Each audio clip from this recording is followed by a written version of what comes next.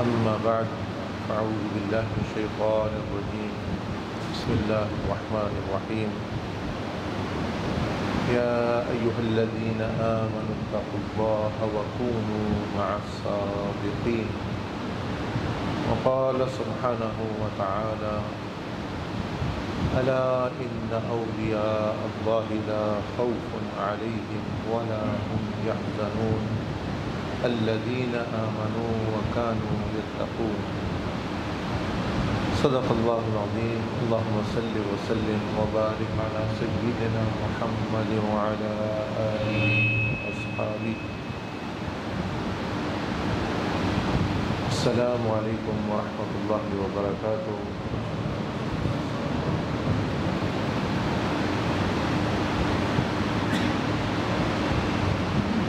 اللہ سبحانہ و تعالی و جل وعلا کا فضل و احسان ہے کہ اللہ پاک نے امت محمدیہ میں نبوت کا سلسلہ تو ختم کر دیا حضور علیہ السلام پر، لیکن ولایت اور اولیاء اور صالحین صدیقین اس امت میں ایسے بھیجے، ایسی ہستیاں بھیجی کہ جن کے ذریعے ہزاروں اور لاکھوں لوگوں کو ایمان بھی ملا اور اللہ جل مجدہ کا قرب ملا. تو سبھی قابل احترام ہیں، سبھی بلند درجے کے حامل ہیں، کیونکہ جو بھی اللہ پاک کا دوست ہے، ولی ہے، تو وہ اللہ پاک کا محبوب ہے، اللہ پاک کے قریب ہے. لیکن ان میں سے کچھ ایسے بھی ہوئے کہ اللہ پاک نے مزید ان کو درجات کی بلندی اور مقامات عطا فرمائے، جنہوں نے انسانوں کی خدمت کی، وہ کام جو حضور علیہ السلام چھوڑ گئے تھے اس امت کے لیے کہ میرا یہ پیغام سب تک پہنچانا، وہ کام پھر انہوں نے جو ہے وہ اپنے ذمے لیا اور اپنے وقت میں وہ کام کیا.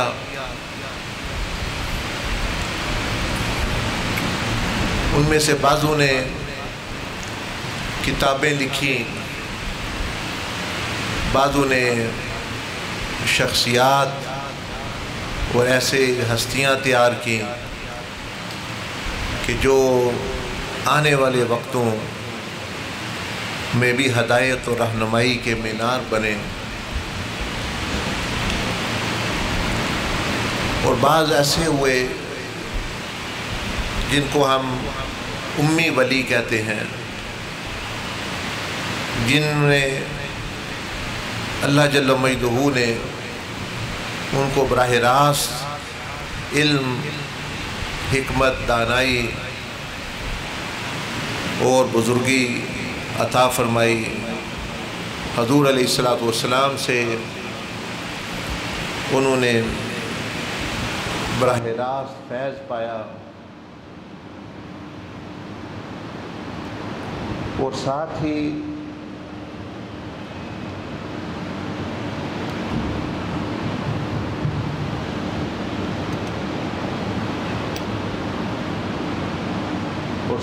انہوں نے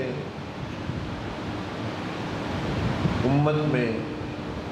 اس فیض کو تقسیم بھی کیا. پھر وقت آیا کہ وہ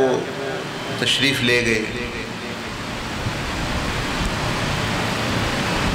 کچھ ایسے ہوئے بہت بڑے اونچے بلند مقامات کے حامل کہ جن کا کسی کو پتہ بھی نہیں کہ وہ گزرے بھی ہیں یا نہیں، کیونکہ وہ ہستیاں اخلاص کے ساتھ دین کی یا اللہ پاک نے جو بھی ان کے ذمے لگایا وہ خدمت کرتے ہیں. مخلوق سے کوئی بدلہ وہ نہیں چاہتے، کوئی واہ واہ نہیں چاہتے، کوئی قدردانی نہیں چاہتے. اور کچھ ایسی ہستیاں ہوئیں کہ جو وہ تعلیمات ایسی دے گئے کہ جن سے رہتی دنیا تک لوگ نفع اٹھا سکتے ہیں. مثال کے طور پر یہ دیکھیں، یہ جیسے یہ ظاہری ایجاد ہے، ٹیلی فون ہے، کسی نے بنایا تو وہ بندہ تو چلا گیا، لیکن اس نے وہ جو ٹیلی فون بنایا وہ دیا. اب آنے والے لوگ اب تک ہر بندہ وہ استعمال کر رہا ہے، فائدہ اٹھا رہا ہے. کسی نے جہاز بنایا، کسی نے کمپیوٹر بنایا. مطلب ایسے شخصیات انسان کو لاکھوں ہوئے، لیکن یہ چند لوگ ہیں جنہوں نے کچھ نہ کچھ ایجاد کیا جس سے انسانیت کا نفع اور فائدہ آج بھی وہ حاصل کر رہے ہیں. تو ان کا ایک الگ ہی مقام ہے کہ انہوں نے تو چلو دنیاوی آسانی پیدا کی، دنیاوی خدمت کی. سیدنا عبدالعزیز دباغ رحمۃ اللہ علیہ نے اسی طرح روحانی سمجھ لیں ٹیکنالوجی اور روحانی طریقہ کار اور تعلیمات کو اس طرح انہوں نے منظم کیا کہ وہ خود ہی ولایت کے مقام تک نہیں پہنچے، بلکہ انہوں نے وہ طریقہ ترتیب دے دیا کہ کوئی بھی قیامت تک آنے والا بندہ اس پر چلے تو اس کو بھی وہی مقامات اللہ پاک کا قرب اور نبی علیہ السلام کا قرب مل گئے، جس کے گواہ بہت سارے لوگ جو ان کے راستے پر چلے ہیں اور یا چل رہے ہیں وہ ہیں. تو یہ آپ کا ایک خاص طریقہ ہے، یعنی خاص صفت ہے کہ آپ نے کچھ کتابیں ہوتی ہیں تھیوری کی، انہوں نے پریکٹیکلی یعنی کوئی بندہ 100 سال بعد 500 سال بعد آ کے بھی وہ، جیسے ہم ٹیلی فون استعمال کر رہے ہیں تو ہماری بھی باتیں ہو رہی ہیں دوسروں سے، کمپیوٹر استعمال کر رہے ہیں وہ ہمارے لیے کام کر رہا ہے. تو اسی طرح روحانیت کا جو علم ہے، اللہ کے قرب کا جو طریقہ ہے اور وہ جو رستہ ہے، وہ جو قرآن حدیث میں بیان ہے، اس کو اس طرح پیش کرنا کہ عام بندہ بھی سمجھ کر اس پر عمل کر کے اپنا مقصود زندگی جو ہے وہ حاصل کر سکے. اس میں پہلی چیز تو آپ نے یہ بیان فرمائی کہ انسان کا جو مقصد ہے زندگی کا وہ ٹھیک ہونا چاہیے، روح ٹھیک ہونا چاہیے. اگر روح ہی ٹھیک نہیں، مثلا آپ نے جانا شمال میں ہے لیکن آپ نے رخ جنوب کا کیا ہوا ہے، تو جتنے آپ تیز چلیں گے اتنے دور چلے جائیں گے اپنی منزل سے، جتنی محنت کریں گے اتنے دور چلے جائیں گے. تو اس لیے سب سے پہلے آپ نے مقصد زندگی بیان کیا کہ ایک انسان کو اللہ جل مجدہ نے جو تخلیق فرمایا اس کا مقصد کیا ہے، تاکہ انسان کو پتہ چلے میری منزل کیا ہے. اس کو بڑے اچھے انداز سے پیش کر کے بتایا گیا کہ تمہیں اللہ پاک نے اپنی صفات کا مظہر بننے کے لیے پیدا کیا ہے، اختیار دے کر تمہیں اس دنیا میں 4 یعنی روح کے علاوہ 4 اور چیزیں عطا فرما دی، اور وہی ہمارا موضوع ہے. ان میں سے جو چوتھی ہے، یعنی ایک تو جسم دے دیا، جسم جو ہم سب کے ساتھ لگا ہوا ہے، اس کا استعمال ہے، اس کے اعضاء ہیں، زبان، کان، آنکھ، ہاتھ، پاؤں. اس کی اصلاح کیسے کرنی ہے، اس کو ایسے کیسے استعمال کرنا ہے کہ آپ کے لیے بھی اور دوسرے انسانوں کے لیے بھی یہ نفع بخش ہو. نہ خود کو پر ظلم کرے نہ دوسروں پر ظلم کرے، نہ خود کو نقصان دے نہ دوسروں کو نقصان دے۔ اسی طرح دوسری چیز جو آپ نے فرمائی اللہ پاک نے بندے کو دی وہ عقل ہے، وہ دماغ ہے۔ وہ دماغ کو بھی یعنی سوچوں کو بھی اس طرح استعمال کرے، کیسے اس طرح استعمال کرے کہ اپنے لیے بھی فائدہ ہو اور دوسروں کے لیے بھی فائدہ ہو،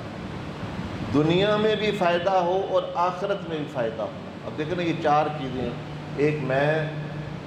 ایک آپ لوگ، ایک یہ دنیا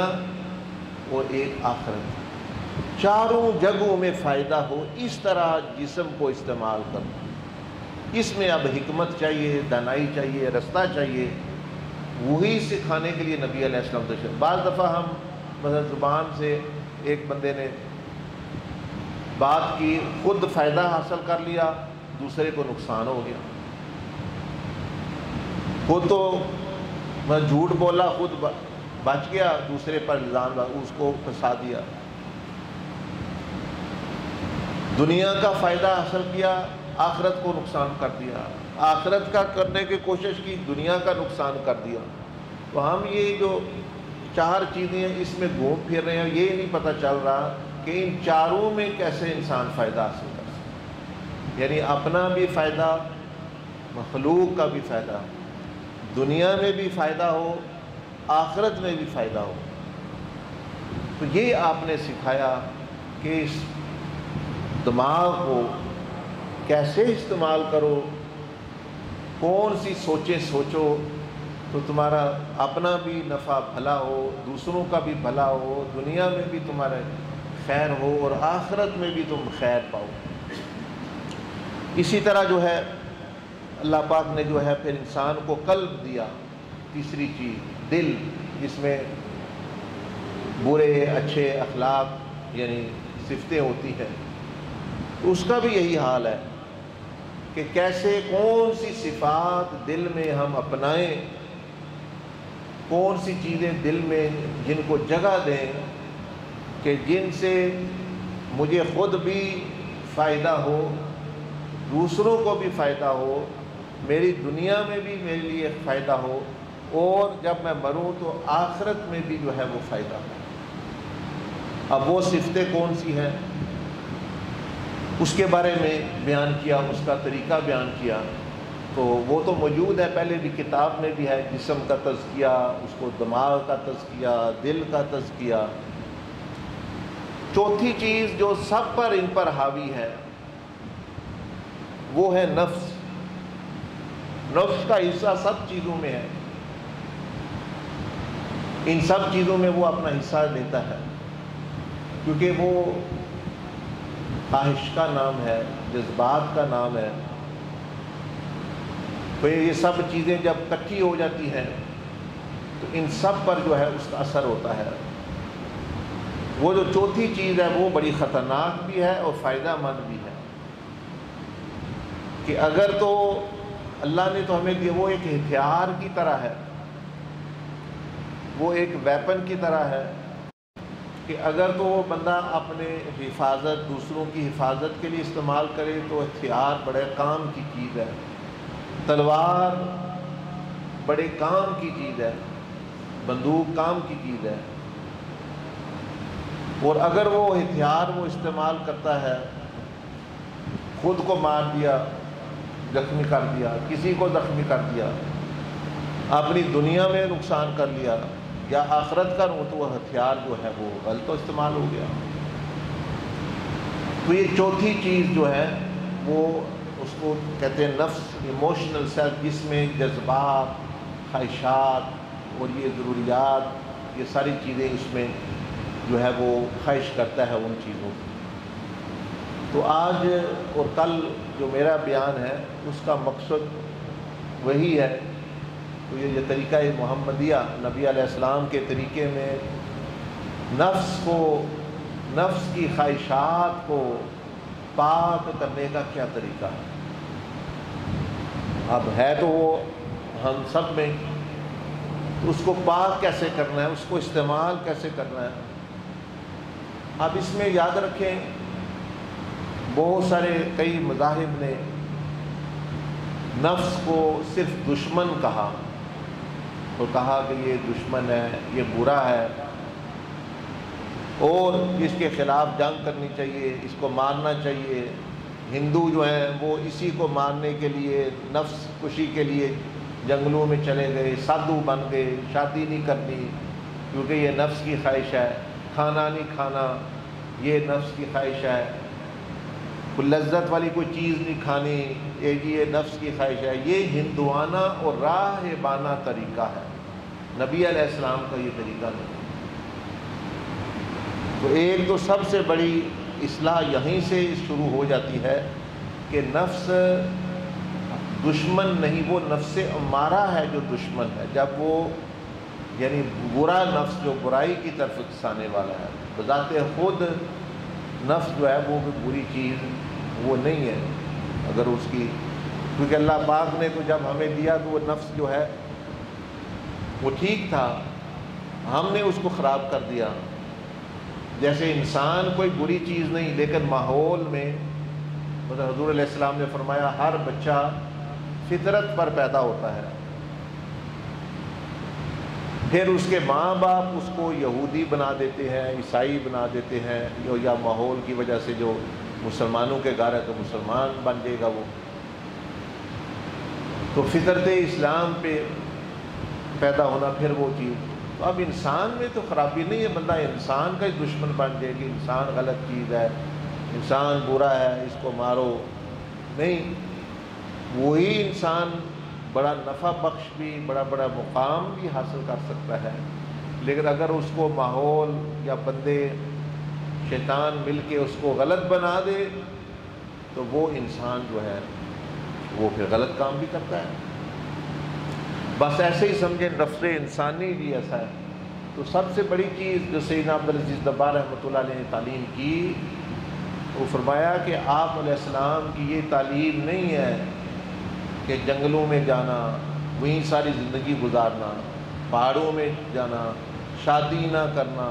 کھانا اچھا نہ کھانا، اچھا لباس نہیں پہننا، یہ نفس، اچھی سواری نہیں استعمال کرنی، یہ نہیں کرنا، وہ نہیں کرنا، اس کی جائز خواہشات کو جو ہے وہ ضائع کرنا، سونا نہیں ہے مثال کے طور پر، یہ اس طرح۔ ہاں پچھلے کچھ مذاہب میں ایسی چیزیں تھیں، ہندوؤں نے میں بھی تھی، وہ تو اس سے پہلے وہ کر رہے تھے، پھر بعد میں عیسائیوں نے بھی شروع کر دیا ایسے ہی کر، ان کے بھی راہب کہتے ہیں کہ جو دنیا سے لگ تھلگ ہو گئے، یا ہم دنیا سے دور جا رہے ہیں، ہم نے دنیا میں نہیں رہنا۔ تو پھر اللہ پاک نے قرآن مجید میں فرمایا تو رہبانیت یعنی رہبانیت کی انہوں نے ابتدا کی عیسائیوں نے، ما کتبناہا، میں نے نہیں ان کو حکم دیا، میں نے فرمایا کہ ان کو نہیں حکم دیا، انہوں نے خود کی اچھی نیت سے کی، لیکن کام وہ پھر جو اس کا حق بھی ادا نہ کیا، اس پر رہے بھی نہ۔ تو راہب جو ہے بعض وہ دنیا سے دلگ تھلگ ہو گئے، لیکن جب مرے تو اتنی دیگیں پیسوں کی بھری ہوئی تہ خانوں میں ملی۔ یہ تاریخ پڑھیں راہبوں کی، شادی تو نہ کی لیکن کئی بچوں کی قبریں، عورتوں کی قبریں ان کے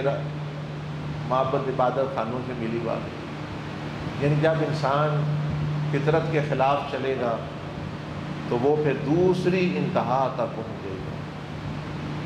نبی علیہ الصلوۃ والسلام کے صحابہ میں سے کچھ ایسے لوگ تھے، وہ ہر وقت ان کو یہ خواہش رہتی تھی کہ ہمیں حضور علیہ السلام کی اداؤں کا، آپ کی باتوں کا، آپ کے احوال کی خبر ملے۔ پھر وہ جھجک کی وجہ سے، ادب کی وجہ سے خود نہ بھی پوچھتے، تو جس طرح ماں کے ساتھ بندہ تھوڑا بے تکلف ہوتا ہے، باپ سے تھوڑا جو ہے وہ اس کا ایک روب ہوتا ہے، تو جب حضور علیہ السلام گھر نہ ہوتے تو وہ اپنی ماؤں کے پاس جاتے، ام المومنین سیدہ عائشہ صدیقہ رضی اللہ عنہا کے پاس جاتے، سیدہ ام سلمہ کے پاس، اور ان سے نبی علیہ السلام کے احوال پوچھتے، کیونکہ وہ ان کی مائیں تھیں، ماؤں کے ساتھ بچے بے تکلف ہوتے ہیں تو وہ کھلے دل سے وہ پوچھ لیتے۔ تو ایک مرتبہ کا ذکر ہے، اسی طرح 3 ان کے نام بھی آتے ہیں، 3 صحابہ کرام خدمت میں آئے اماں عائشہ صدیقہ رضی اللہ عنہا کی خدمت میں، تو کہنے لگے کہ اماں جان ہم تو، یعنی یہ تشریح بیان کر رہا ہوں، الفاظ نہیں ہیں، کہ اماں جان ہم تو حضور علیہ السلام کا باہر کی زندگی دیکھتے ہیں، اندر کی زندگی جو ان کی ہے وہ ہمارے سے اوجھل ہے، تو آپ ہمیں کچھ ایسی بات بتائیں حضور علیہ السلام کی کہ جو بہت اعلیٰ عجیب جو آپ نے دیکھی ہے۔ تو اماں عائشہ نے فرمایا کہ صدیقہ رضی اللہ عنہا نے، بیٹو کون سی بات ہے جو نبی علیہ السلام کی اعلیٰ نہیں ہے؟ ان کی ہر بات ہی، ہر ادا ہی وہ اعلیٰ اور عجیب تر ہے کہ بندہ تعجب میں پڑ جاتا ہے۔ پھر انہوں نے کہا کہ اچھا اماں جان ہمیں بتائیں حضور علیہ السلام گھر میں کیا کرتے تھے، رات میں عبادت کیسے کرتے تھے، کوئی طریقہ بتایا۔ انہوں نے فرمایا بھائی اس طرح آپ آدھی رات تک آرام کرتے، پھر آدھی رات کے قریب کم و بیش اٹھتے، پھر اللہ کی بارگاہ میں راز و نیاز، پھر سو جاتے، پھر اٹھتے تہجد کے وقت، پھر جو ہے وہ پھر فجر سے پہلے پھر سو جاتے، پھر اس طرح اسی طرح اور باتیں بھی انہوں نے سنی۔ تو ان کے دل میں یہ چیز پیدا ہوئی کہ دیکھو یہ تو اللہ کے رسول ہیں، اللہ پاک حبیب ہیں، اللہ کے نبی ہیں، وہ اس طرح زندگی گزار رہے ہیں، اور ہم تو غیر نبی ہیں، ہم تو صحابی ہیں، عام بندے، یعنی صحابی مانا یہ عام ان میں سے کوئی نبی کے علاوہ ہوئے ہیں، تو ہمیں تو اور زیادہ محنت کرنی چاہیے۔ یہ آپ کو وہ یہ نفس کی جو ہے نا اس کی بات بتا رہا ہوں کہ اس کے میں بنیادی غلطی، پہلے ہی ہم غلط کام شروع کر لیتے ہیں اس کی اصلاح کے لیے، وہیں سے پھر معاملہ اور بگڑ جاتا ہے۔ انہوں نے کہا کہ اچھا ہم تو پھر اپنی نفسانی خواہشوں کو ختم کریں گے، ہم تو نفس کو ماریں گے۔ ایک نے کہا کہ میرا نفس جو ہے یہ کھانے کا بڑا دل داتا ہے، کھانا کھانا،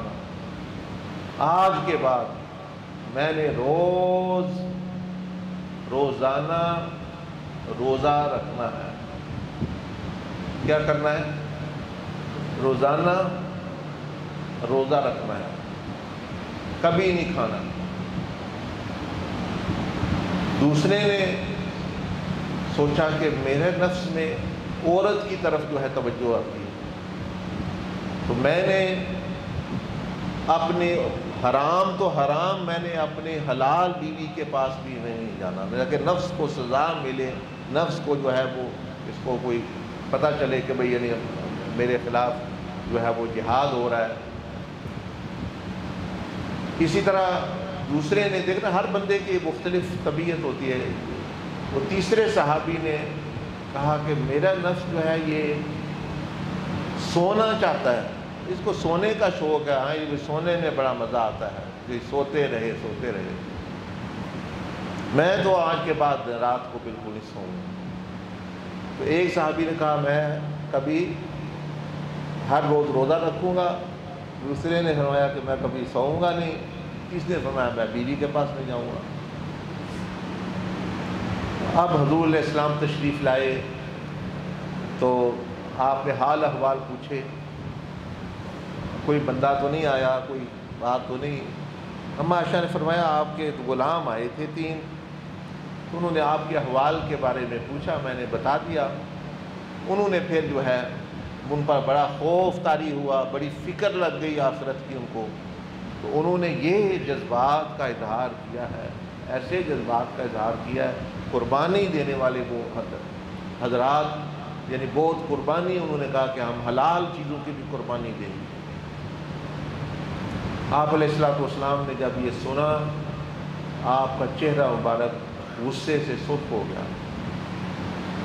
کیونکہ آپ کو یہ علم تھا کہ یہ چیز جو ہے اگر اس کی اصلاح نہ کی جائے تو اس کا نتیجہ جو ہے وہ کیا ہونے والا ہے؟ آپ نے فرمایا آپ نے کسی غلام کو کہ جاؤ ان تینوں حضرات کو بلاؤ۔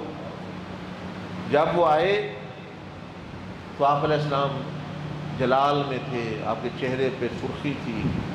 وہ پریشان ہو گیا، ہم نے تو پتہ نہیں ہم سے کیا غلطی ہو گئی ہے۔ یہی ایک نبی اور رسول کا منصب ہوتا ہے، لوگوں کی اصلاح کرنا۔ پھر اسی درجے میں اس کے بعد صحابہ کرام آتے ہیں، پھر انہی کے وارثین آگے اولیاء اللہ آتے ہیں، ان کا بھی منصب یہی ہے کہ لوگوں کی اصلاح کرنا، ان کی کمی بیشی دور کرنا۔ یہ ہاں میں ہاں ملاتے رہے، پیسے لیتے تھے، ہمارے ہاں تو ایسے ہی چل رہا ہے کہ پیر صاحب جس نے زیادہ پیسے دیے اس کو کہا ٹھیک ہے تمہاری نمازیں بھی معاف ہو گئیں، تمہاری ہم بخشش کرا لیں گے، اور ادھر حضور علیہ السلام ان کو فرما رہے ہیں کہ اپنا اپنا حساب دینا ہے وہ تیاری کر لو۔ تو آپ علیہ السلام نے جب اس طرح آپ کا چہرہ مبارک غضب، تو آپ نے ان کو فرمایا کہ یہ مجھے بتاؤ کہ اللہ کو تم زیادہ جانتے ہو یا میں جانتا ہوں؟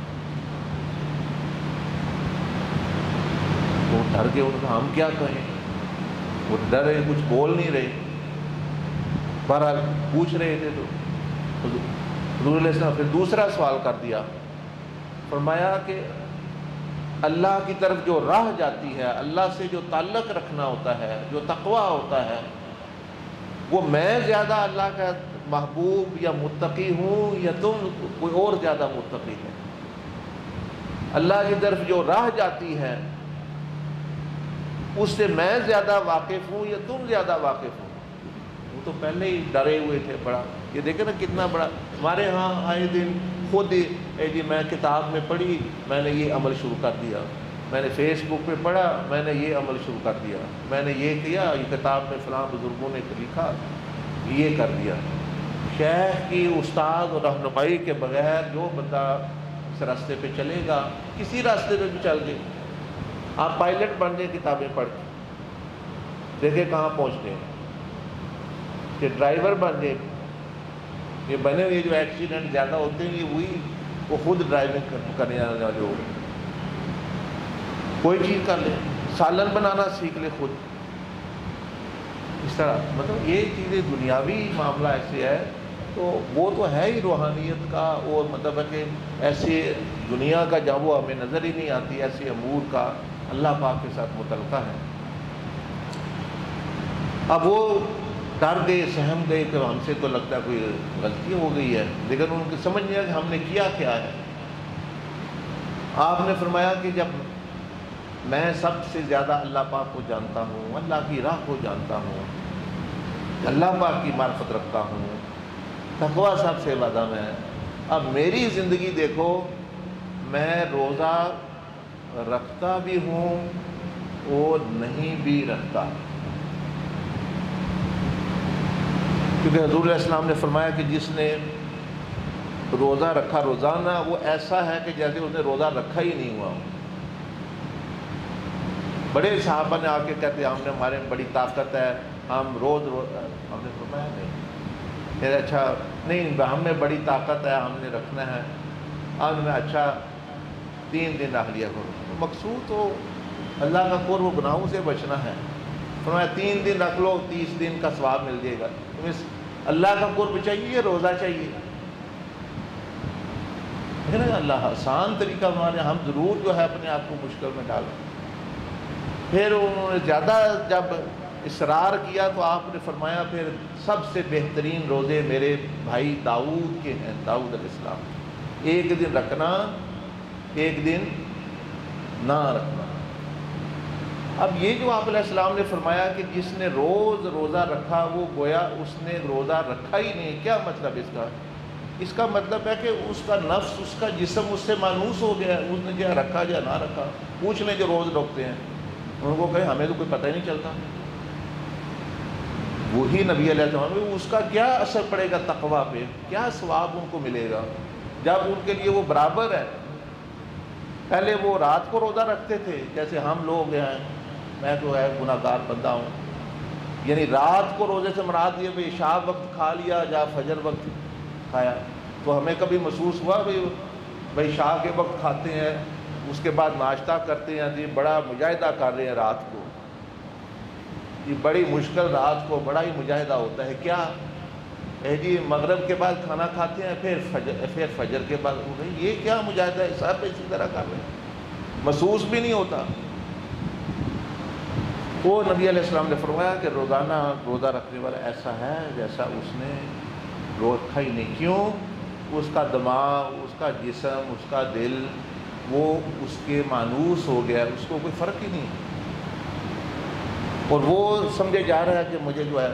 میں اللہ کا قرب حاصل کر، نہیں، وہ جو آپ نے فرمایا نا کہ سب سے بہترین روزے داؤد علیہ السلام ایک دن رکھنا، یعنی وہ نفس پھر مانوس نہیں ہوتا نا اس سے، بھئی آج رکھا ہے تو کل وہ کھا رہا ہے، کل کھایا ہے تو پرسوں پھر رک گیا ہے، تو وہ اس کو محسوس ہوتا ہے کہ میں کوئی مختلف کر رہا ہوں، تو یہ چیز، تو آپ نے فرمایا دیکھو میں روزہ بھی رکھتا ہوں نہیں بھی رکھتا، تو میں رات کو میں سوتا بھی ہوں اور میں نہیں بھی سوتا، میں جاگتا بھی ہوں۔ آپ علیہ السلام کم از کم 3 مرتبہ سویا کرتے تھے، ایک عشاء کے بعد، اس کے بعد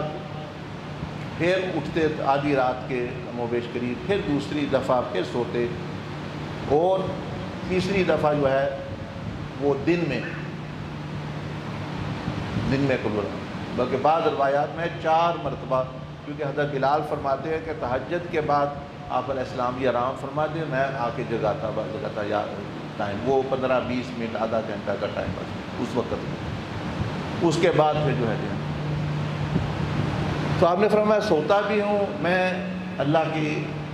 عبادت بھی کرتا ہوں، اور فرمایا کہ میں بیویوں کا حق بھی پورا کرتا ہوں، اللہ کا حق سمجھ کے کہ یعنی اللہ نے یہ ہم پر ضروری کیا، کیونکہ جب وہ بندہ اللہ کا حکم سمجھ کے کرتا ہے کوئی چیز تو ہر چیز اس کے لیے عبادت بن جاتی ہے۔ تو فرمایا دیکھو تمہارے لیے تم اپنے یہ سمجھو ہم نیک مان، آج بھی ایسے لوگ ہیں کہ میں بڑا مجاہدہ کر رہا ہوں، میں یہ کر رہا ہوں وہ کر رہا ہوں، وہ دیکھو سب سے بڑے تو عارف باللہ اور اللہ کے عارف ہیں نبی علیہ السلام، کیا آپ کی زندگی ان کے ساتھ میچ کر رہی ہے اس معاملے میں؟ اگر نہیں تو سمجھو تم میں نقص ہے، وہ ہستی نقص سے پاک ہے، تو ان کا نام ہی اللہ نے محمد رکھ دیا کہ ہر چیز ان کی قابل تعریف ہے، محمد صلی اللہ علیہ وسلم، اس کا نام کا مطلب ہی ہے، یعنی ان کا نام ہی رکھ دیا محمد کے، ان کی یہ ایسی ہستی ہے سر سے پاؤں، دل، دماغ، نفس، ان کا ہر حال قابل تعریف ہے، کیونکہ ان کا نام ہی بتا رہا ہے یہ چیز۔ تو آپ نے فرمایا کہ دیکھو کیا تمہارے لیے میرے اندر اللہ نے نمونہ نہیں رکھا ہوا، نمونہ نہیں رکھا ہوا۔ اسی طرح آپ علیہ السلام نے ایک شخص کو دیکھا کہ اس کے چلتے جا رہا ہے، اس کے جو ہزار ہے وہ نیچے لگ رہا ہے، نیچے ظاہر ہے وہ زمین پہ لگ جاتا ہے، بعض دفعہ ناپاک بھی ہو سکتا ہے، یا جیسے بعض لوگوں کی عادت ہوتی ہے یعنی ٹخنوں سے بھی نیچے زمین پر لگ رہے ہیں یا ٹخنوں سے، تو آپ نے اس شخص کو فرمایا کہ دیکھو یہ ایسا نہ کرو، اوپر رکھو، یہ پاکی کے زیادہ قریب ہے، اٹھا کے رکھو باقی۔ تو اس نے وہ عرض کی کوئی ایسی کہ میں کوئی تکبر سے تو نہیں کر رہا، مثال کے تو بات کہی اور میرے ذہن میں اتر گیا، تو آپ نے فرمایا کہ کیا تمہارے لیے میرے اندر نمونہ نہیں، مثال نہیں ہے، مجھے دیکھ لو، مجھے دیکھ لو۔ مطلب آپ کیا تھا کہ کیا تم سمجھتے ہو مجھ میں نعوذ باللہ کوئی شائبہ کی برکہ میں ایسے یہ پاکی ہے؟ فرمایا دل کی پاکی بھی اور کپڑے کی ناپاکی سے بچنے کا بھی طریقہ ہے، اس میں نمونہ مطلب یہ کہ جب بندے نے کلمہ پڑھ لیا لا الہ الا اللہ محمد الرسول اللہ صلی اللہ علیہ وسلم، تو پھر جو ہے رسول مان لیا کہ یہ جو اللہ کے بھیجے ہیں جو کرتے ہیں اللہ کے بتائے ہوئے سے کرتے ہیں، بات ختم، پھر بات ختم ہو جاتی ہے۔ جس طرح نبوت ختم ہو گئی حضور علیہ السلام پر، آپ کی بات بھی خاتم الاقوال ہے، وہاں بات بھی ختم ہو جاتی ہے، وہاں کسی کو اجازت نہیں کہ بات کرنے کی۔ اللہ نے قرآن جی نے فرمایا لا تقدموا بین یدی اللہ ورسولہ، کہ اللہ اس کے رسول کے آگے نہ پھر پڑھو جب وہ بات، جس طرح آپ خاتم النبیین ہیں،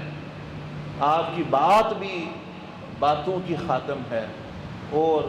یعنی اقوال کی خاتم ہے، اس سے آگے کوئی بات بھی نہیں ہوتی، آپ کی ہر چیز ختم، آپ کی آواز بھی خاتم۔ جس طرح ہم نہیں کہتے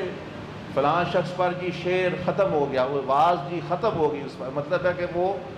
اس سے مقام، وہ تو ویسے محاورہ بنا ہے، لیکن حقیقت میں اگر کسی شخصیت کو دیکھنا ہے تو وہ نبی علیہ السلام، جن کی بات پر باتیں ختم، جن کی سوچ پر سوچیں ختم، جن کے حسن پر حسن ختم ہو جاتا ہے، جن کی نبوت پہ نبوت ختم ہو گئی، مطلب کوئی نبی نہیں آئے گا۔ تو اسی طرح جو ہے یعنی اب آپ علیہ السلام صلی اللہ علیہ وسلم نے فرمایا کہ میرے اندر تمہارے لیے نمونہ نہیں ہے۔ پھر آپ نے وہاں وہ اصل میں یہ ساری حدیث جو آپ کو سنائی، اس میں وہ بات ہے، آپ نے وہ فرمایا کہ تمہارے نفس پر بھی تم پر حق ہے۔ دوسرے لوگوں نے جو یہ خود مجاہدین بنے ہوئے ہیں، خود کی ہم کی بزرگی لے رہے ہیں، انہوں نے نفس کے حق کو ضائع کیا الٹا۔ وہ سمجھتے ہیں ہم نفس، ہم سو نہیں رہے، نفس کو سزا دے رہے ہیں، ہم کھا نہیں رہے، یہ کوئی نفس کشی ہے۔ اور آپ علیہ السلام فرما رہے ہیں کہ جس بندے نے جو سو نہیں رہا وہ نفس کا حق ضائع کر رہا ہے، جو نفس کو جو پاک نہیں رہ رہا، جو اس کو دوائی نہیں دے رہا، جو علاج نہیں کر رہا، جو صاف ستھرا نہیں رہتا، جو مطلب اس کو آپ فرمایا وہ ضائع کر رہے ہیں۔ فرمایا تمہارے نفس کا بھی تم پر حق ہے، تمہاری آنکھ کا بھی تم پر حق ہے کہ اس کو سو، ضرورت کے مطابق سونا بھی فرمایا سو۔ اسی طرح فرمایا مہمان کا بھی تم پر حق ہے۔ کیا مطلب ہے؟ آپ جی میں بڑا مجاہدہ، میرے بڑے وظیفے چل رہے ہیں، ادھر کوئی مہمان آیا ہوا ہے، اس وقت سب سے بڑی نیکی مہمان کے ساتھ بیٹھ کے حال چال پوچھنے کی۔ اگر آپ بیٹھ کے وہاں ذکر بھی کریں گے کونے میں، آپ کو اللہ کا قرب نہیں ملے گا بلکہ اللہ سے اور دور ہو جائے، کیونکہ وہ ضروری ہے، وہ نفلی کام میں آپ مشغول ہو۔ تو وہاں پھر حضور علیہ السلام نے فرمایا کہ تمہارے پڑوسی کا تم پر حق ہے، تمہاری نفس کا تم پر حق ہے، تمہاری آنکھ کا تم پر حق ہے، تمہاری بیوی کا تم پر حق ہے۔ اور وہاں پھر آپ ہمیشہ نرم بات فرمایا کرتے تھے، لیکن یہ ہے تو نرم ہی، لیکن سوچنے والوں کے لیے بڑی سخت بات ہے، بڑی سخت بات ہے۔ فرمایا یہ میرا طریقہ ہے، طریقہ محمدی یعنی طریقہ نبوی۔ فرمایا یہ ہے میرا طریقہ، نفس کا بھی حق ہے، سب کچھ، باقی اپنی مرضی کرنی ہے تو فمن رغب عن سنتی فلیس منی، جس نے میرا طریقہ چھوڑا، جس نے پھر بھی اپنی مرضی پہ وہ کہتا ہے میں چلوں گا، فرمایا اس کا میرے ساتھ کوئی تعلق نہیں ہے بالکل۔ وہ مت سمجھے مجھے اللہ ملے گا یا اللہ کا رسول ملے گا، اس کے وہ اپنے آپ کو خواہاں تکلیف میں جو ہے وہ ڈال دیں۔ تو یہ دیکھیں، پہلے تو ہمیں جو یہ طریقہ شکر سیدنا عبدالعزیز دبار رحمۃ اللہ فرمایا جو نبی علیہ السلام کا طریقہ، اس میں یہ تعلیم نہیں ہے کہ نفس کا حق ضائع کرنا، اس کو مارنا ہے، اس کو یہ کرنا، اس کو، اس میں یہ ہے کہ نفس کو نفس کا حق دو، اور نفس کا ایسا طریقہ، یہ بھی سنیں گے عشاء کی نماز کے بعد، میں انشاءاللہ جاری رکھوں گا، ابھی تو سمجھیں وہ یعنی آپ کو بنیادی باتیں بتا رہا ہوں کہ اس سے نفس کے جو جس کو آپ صرف دشمن اور اس کو مارو، اسی کو استعمال کر کے آپ اللہ کا قرب حاصل کر سکتے ہیں، اللہ کا ولی بن سکتا ہے بندہ۔ اس میں نفس کی بھی بہتری، آپ کے لیے بھی آسانی، دوسروں کے لیے بھی آسانی، اور آپ اللہ تک بھی پہنچ گئے۔ اللہ کو وہ طریقہ نبی علیہ السلام نے تعلیم کیا، جس کی بنیاد اس حدیث کو بنا رہا ہوں۔ ساری مطلب یعنی احادیث جس میں یہ بیان ہے نفس کی خواہشات اور نفس کی چیزوں کے، ہاں جس کی مذمت کی گئی ہے وہ نفس امارہ ہے، جس کی مذمت کی گئی ہے وہ ناجائز خواہشات کو پورا طریقے سے، یعنی نفس کی خواہش تو ہے کھانا، اب جائز ناجائز آپ نے کرنا ہے، وہ جو اس کی مذمت ہے، یہ نہیں کھانا ہی کھانا نہیں، سونا ہی نہیں ہے، دوائی نہیں لینی، حرام نہیں کرنا، مطلب جو تو اللہ پاک نے تو پیدا ہی نعمتیں، اللہ پاک فرماتا ہے هو الذی سخر لکم ما فی السماوات و ما فی الارض، کہ میں نے وہ ذات ہوں، میں وہ ذات ہوں، اللہ وہ ذات ہے جس نے زمین آسمان کی ہر چیز انسانوں کے لیے مسخر کر دی، یعنی نفع بخش بنا دی، تو انسان فائدہ اٹھائے اس کپڑوں سے بھی، نیند سے بھی۔ تو یہ بنیادی ایک دو بات کر لیتے ہیں۔ دیکھیں یہ نفس کو نہیں مارنا، نفس کی خواہشات کو اس طرح تزکیہ، اس طرح استعمال کرنا ہے کہ آپ کو اللہ کا قرب مل جائے۔ آپ دیکھیں نا، بات تو یہ ہے نا، ایک بندہ کہہ رہا ہے یہ دشمن ہے، دوسرا یہ کہہ رہا ہے کہ اسی کو استعمال کر کے آپ اللہ کو پا سکتے ہیں، اس کو بھی تکلیف نہیں دینی اور اللہ پاک کو بھی پا لیا۔ تو یہ جو طریقہ محمدی کا جو چوتھا درجہ ہے نفس کی پاکی کا، اس میں یہ بیان ہے، وہ آپ تھوڑا سا سنا کے آگے چلتے ہیں۔ یہ دیکھیں آپ کو نظر آ رہا ہوگا کہ نفس کی بنیادی طور پر اس کا خواہشات کی، اس کی ضروریات، اس کی جو جذبات ہیں، وہ بزرگوں نے، سیدنا عبدالعزیز دباغ رحمۃ اللہ علیہ ہستیوں نے جو قرآن حدیث سے محفوظ کیا، وہ فرمایا کہ اس کے 6 طرح کی چیزیں ہیں۔ اس میں اب یہ ایک بنیادی خواہشات ہے، وہ ابھی بات کرتے ہیں سب۔ بھائی بنیادی خواہشات کون سی ہیں؟ مثال کے طور پر بنیادی ضروریات اور خواہشات یہی ہیں جو آپ کو نظر آ رہی ہیں۔ کھانے کی ضرورت ہے، جنسی خواہشات ہیں، لباس ہے، میرا کپڑے ہوں، لباس ہو، میں سلامتی میں رہوں، امن میں رہوں، مجھے تکلیف نہ ہو، حفاظت میں ہوں۔ تفریح جی، تھوڑی جی میں سیر کر رہا ہوں، انٹرٹینمنٹ، میں جی باہر شہر میں پھیرا ہوں، تھوڑے سیر کر رہا ہوں وغیرہ، یہ چیزیں۔ صحت، میری صحت ٹھیک ہو، میں صحت مند ہوں، یہ ضروریات اور خواہشات نفس کی، یہ پہلا درجہ، یہ پہلے درجے کی یہ چیزیں موجود ہیں۔ دوسرا یہ کہ اس کو خواہش ہوتی ہے میں میری خدمت کی، کہ میری بھی میری قدر کریں لوگ، میری خدمت کرنے والے ہوں وغیرہ وغیرہ چیز، جس کے لیے بندہ مطلب یعنی محنت کرتا ہے، کوشش کرتا ہے۔ تو یہ جو جتنی چیزیں یہ پہلے درجے کی ہیں، یعنی پہلا درجہ یہ والا جو ہے بنیادی خواہشات کہہ لیں، بنیادی ضروریات اور خواہشات۔ اب یہ صرف نفس کی یہ نہیں ہے، یہ تو ایک حصہ ہے یعنی نفس کا۔ اب جو لوگ تو یہ سمجھے نہیں ہوئے نبی علیہ السلام کا طریقہ، حضور علیہ السلام، وہ تو کہتے ہیں اس کو بھوکا رکھو، بھوک مار، اس کو نکاح نہ کرنا، لباس ننگا پھرو، مطلب کوئی یعنی لباس کی جو چیزیں، اپنی کوئی پرواہ نہیں، جسم کی وہ صاف ہے وہ نہیں ہے، جائز تفریح کو بھی ختم، جی بس کیا ہے مطلب یعنی اس طرح کرو، صحت کا خیال کوئی نہیں، اور مطلب یہ چیزیں۔ اب جو ہے آگے دوسرا جو خواہش و ضروریات نفس ہیں، وہ ہے کہ وہ یہ چاہتا ہے کہ میں ترقی کروں، مجھے زیادہ، میں بڑا بنوں، میں ترقی، یہ اس کی چیز موجود ہے، انانیت اس میں ہوتی ہے، میرا علم بڑا ہے، میں بڑا اونچا ہوں، یہ اس میں چیز موجود ہے۔ لیکن مقصد یہ ہے کہ آپ کو بتلانا مقصود یہ ہے، رستہ کہ کس طرح یہ ساری چیزیں بجائے آپ کے خلاف چلیں، آپ ان کو اس طرح طریقہ اختیار کریں کہ یہ چیزیں آپ کو فائدہ دینا شروع ہو جائیں، آپ کو مزید اللہ جل مجدہ کا قرب دے۔ یہ جس کو فن آ گیا، یہ بھی ایک فن ہے، وہ بندہ پھر بچ جاتا ہے، وہ دنیا میں بھی موج میں رہتا ہے، دنیاوی نعمتوں سے بھی وہ مستفید ہو رہا ہے اور اللہ کا قرب بھی پا رہا ہے، آخرت میں بھی پائے گا یہ چیز۔ تو بزرگوں کے پاس طریقے ہوتے ہیں، بس سیدنا عبدالعزیز دباغ رحمۃ اللہ علیہ سے شاد، ایک بندہ آیا، وہ کہنے لگا میں کوشش کرتا ہوں اچھے راستے پہ چلنے کی،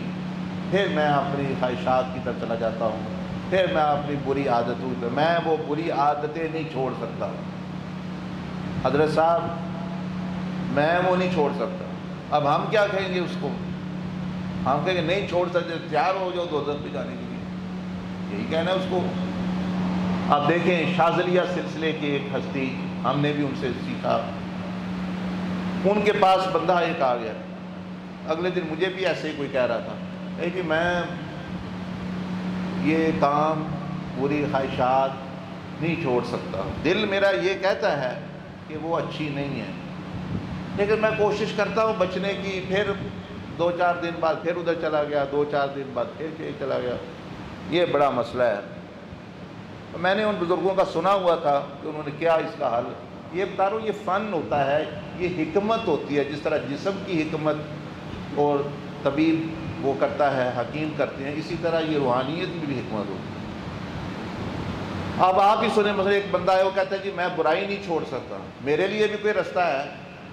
ہم نے برائی نہیں تم نے چھوڑنی، تمہیں رستہ کیا ہے؟ پھر تم نے تو تباہی کرنی ہے اپنی۔ نہیں، انہوں نے فرمایا اچھا ٹھیک ہے، ہم برائی نہیں چھڑاتے، آپ تم برا کرتے ہو، کرتے رہو۔ وہ بڑا حیران ہوا، اچھا ایسے بھی کوئی مل سکتا ہے کوئی اللہ کا قرب؟ انہوں نے فرمایا ہاں، جو بھی تم کرتے رہو ہے غلط، تم بھی جانتے ہو، لیکن ہم تمہیں یہ بتا رہے ہیں برا جو کرتے ہو کرتے رہو، یہ جو ہم تمہیں کچھ اچھی چیز بتائیں گے وہ کرنا شروع کر دو تم۔ چلو برائی نہیں چھوڑو، نہ چھوڑو، نشہ ہے، یہ ہے، وہ تم کرتے رہو، چھوڑنا تو چاہیے، یہ تو تمہیں بھی پتہ ہے، لیکن تم کہتے ہو جی میں چھوڑ نہیں سکتا۔ چلو ٹھیک ہے، اس کا بھی علاج موجود ہے، اس کو ایسے ہی رکھو، ہم جو تمہیں بتائیں یہ ذکر کرنا ہے، یہ مراقبہ کرنا ہے، وہ کرنا ہے، وہ کرنا ہے، وہ اچھی چیز جو ہے وہ شروع کر دو۔ اب جب وہ بندہ اچھی چیز شروع کرتا ہے، اس کی روشنی، اس کا فیض اس کے باطن میں جاتا ہے، تو دھیرے دھیرے وہ برائی خود بخود چھوٹنا شروع ہو جاتی ہے۔ یہ آپ کو مثال دے رہا ہوں نا، ایک وہی بزرگان دین تربیت کس طرح کرتے ہیں، یہ ایسے نہیں کتابیں پڑھ کے جی بس بندہ بن گیا، اب یہ ہو گیا۔ اب یہ میں ایک بیماری آپ کو بتائی، ایک مسئلہ بتایا، اب ایسے سچویشن ہوتی ہے، اب ہم میں سے جو سیدھا سا وہ تو یہی کہے گا بس ٹھیک ہے بھی تم غلط کام نہیں چھوڑ سکتے تو تم دوزخ کے لیے تیار ہو جاؤ، تم تو برے بن جاؤ گے، شیطان بن جاؤ گے، جہنم میں جاؤ گے، نہیں کیوں نہیں چھوڑتے۔ آپ بزرگان دین اس فن کے جو ماہرین ہیں، ان کے پاس دیکھنے کیسے کیسے طریقے، کیسی کیسی اللہ نے حکمت دی۔ انہوں نے فرمایا کہ تم برائی نہیں چھوڑ سکتے، نیکی شروع کر لو، اور جو ہم تمہیں نسخہ دیں وہ کرتے رہو، تو انشاءاللہ جو ہے یہ نبی علیہ السلام سے لیا انہوں نے۔ امام فخر الدین رازی رحمۃ اللہ علیہ کے پاس لکھتے ہیں کہ حضور علیہ السلام کے بعد ایک بندہ آیا، اس نے کہا کہ میں آپ کو پسند کرتا ہوں، آپ کی شخصیت کو، وہ مسلمان نہیں ہے، میں آپ کو پسند کرتا ہوں، آپ شخصیت میں اتنی جاذبیت ہے، حسن ہے، اتنی کشش ہے، لیکن میں برا بندہ ہوں، میں غلط کام کرتا ہوں، میں ایمان تو لے آؤں لیکن میں نے چھوڑنا کچھ نہیں۔ تو آپ نے کہنا ہے کہ نہیں چھوڑنا ہے جو، تو پھر میں کیسے بھیجوں؟ آپ نے فرمایا، سوچ کے فرمایا ٹھیک ہے تم ایمان لے آؤ، نہ چھوڑو جو کہتے ہو، لیکن اس نے کہا کہ میں ایک چیز، کیونکہ آپ کو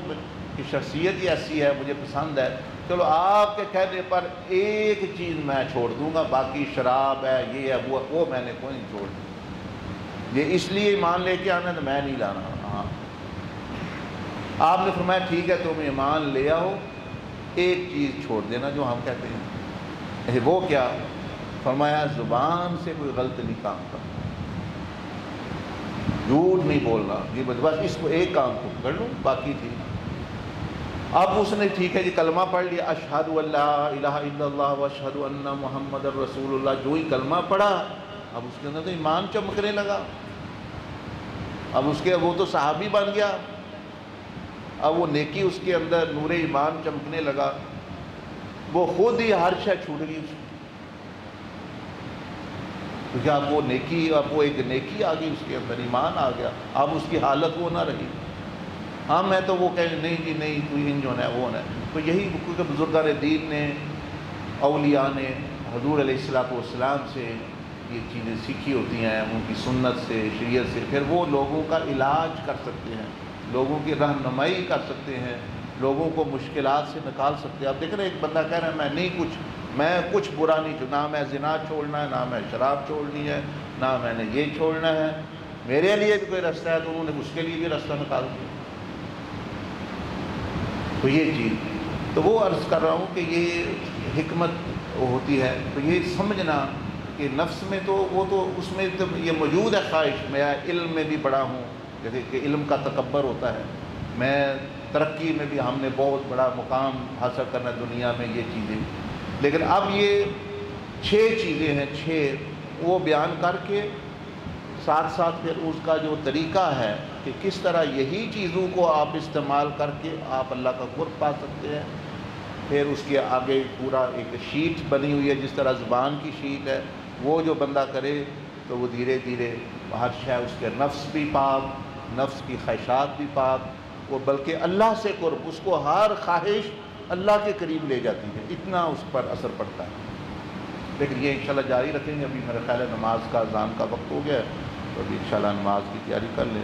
تو پھر انشاءاللہ اس کو جاری رکھیں گے۔ سبحان اللہ بحمدہ، سبحانک اللہم وبحمدک، نشہد ان لا الہ الا انت، نستغفرک ونتوب الیک۔